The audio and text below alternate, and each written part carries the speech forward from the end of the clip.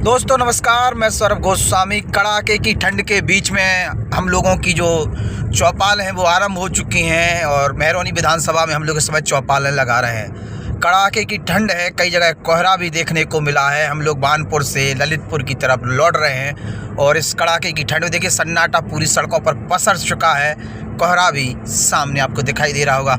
ऐसे में हम सभी को सतर्क रहने की आवश्यकता है। गाड़ी थोड़ी स्लो चलाएं, इसके साथ साथ पर्याप्त मात्रा में कपड़े पहने, हाथों में ग्लव्स, हेलमेट का उपयोग ऐसे में ज़रूर करें, चूँकि सर्दी से सबसे अच्छी तरीके से बचाता है हेलमेट। पूरे नियमों का पालन करते चले। कोविड का भी चूँकि अलर्ट आया है तो उससे भी बचने का बहुत आवश्यकता है।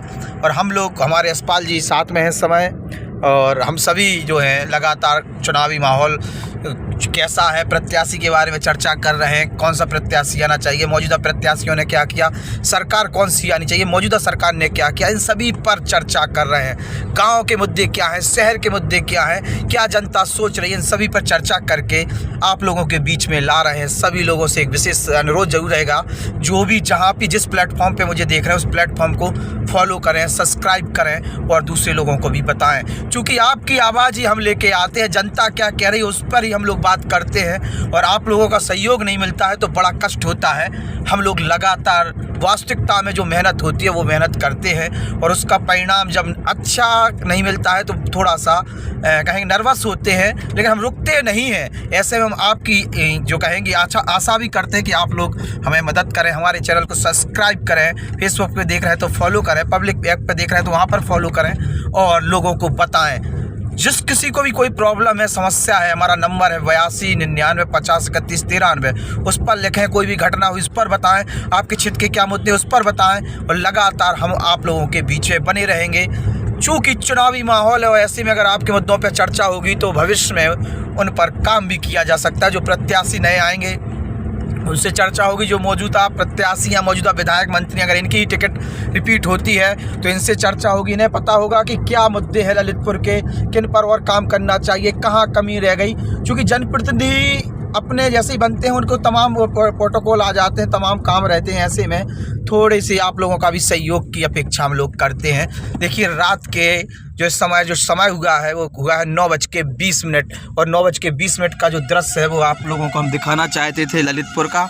और इस समय हम लोग हाईवे पर हैं, इस 44 पर हैं और तमाम नेता लोग जो हैं वो फील्ड में हैं ही। तमाम प्रकार के जो हैं कार्यक्रम भी किए जा रहे हैं। लेकिन एक चीज़ देखने में आई, सत्ताधारी पार्टी कहीं ना कहीं पत्रकारिता के महत्व को ख़त्म करती जा रही है, पत्रकारों को ख़त्म करती जा रही है।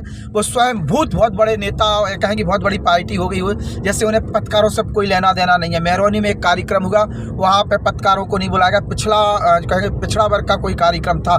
तो मैं उनके अध्यक्ष से कहना चाहता हूँ कि आप नेता जितने चाहे बड़े हो जाएँ, लेकिन जनता के मुद्दों पर जो चर्चा करते हैं कम से कम उन्हें तो बुलाइए। आखिर इतना डर और भय किस चीज़ का आप लोगों के लिए कि आपकी कौन सी कमी उजागर हो जाएगी। जनता सब जानती है, आप काम करोगे आपकी वाई होगी, काम नहीं करोगे तो आपकी बारे में चर्चा होगी। और राजनीति में सामने करने की हिम्मत होनी चाहिए, दुखने की आवश्यकता नहीं है। ऐसे नेताओं की जनता को कोई आवश्यकता नहीं है जो केवल होर्डिंग पोस्टर बाज बन के रह जाएं और अपनी शक्ति का प्रदर्शन करते रहें। क्योंकि जनता के बीच में अगर आप पत्रकारों के लिए नहीं बुलाते, जो जनता के बीच में रहते हैं उनकी मुद्दे पे बात करते हैं तो कहीं ना कहीं निंदनीय है।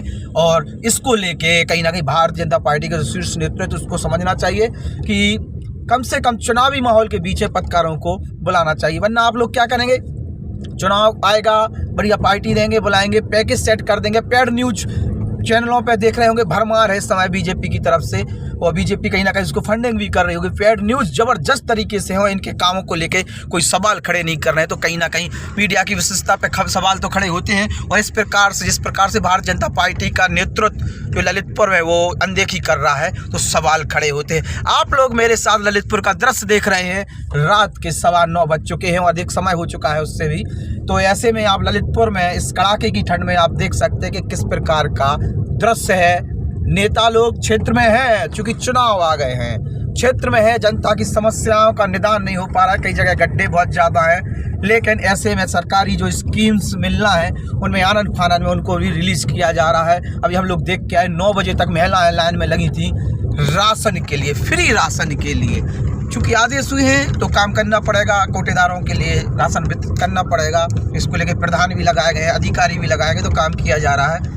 लेकिन और जो बेसिक की समस्या है उस पर कोई फोकस नहीं है और लगातार इसको लेके बातें उठाई जा रही थी, बातें की जा रही थी।